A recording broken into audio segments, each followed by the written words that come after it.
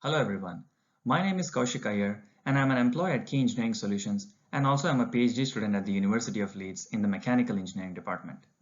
My research is focused on the development of an advanced control system for spinal simulators. Now what is a simulator?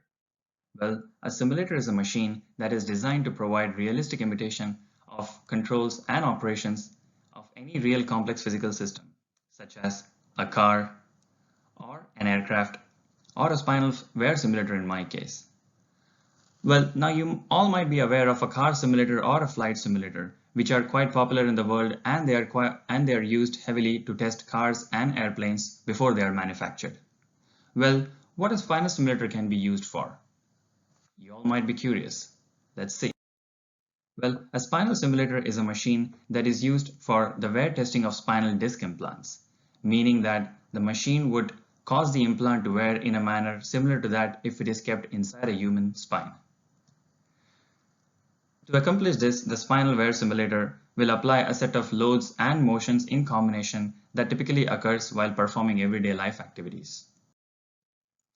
Now there are three major spinal motions that occur in everyday life: flexion extension, lateral bending, and axial rotation. And then there is this axial loading, which is basically acting on top of the body and on the implant which is under test.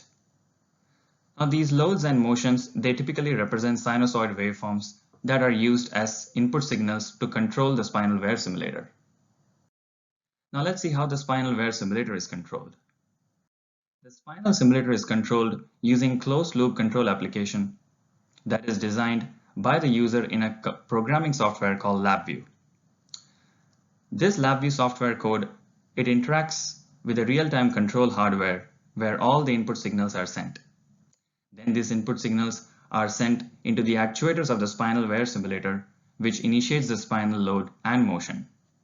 Finally, the loads and motions as a control output is sent back to the feedback sensors continuously, which measures the signals and then send it back to the controller. And then this controller computes the measured signal from the sensors, compares it with the input signal, and apply corrective measures. This entire process continuously occurs in a closed loop fashion, hence a closed loop control system.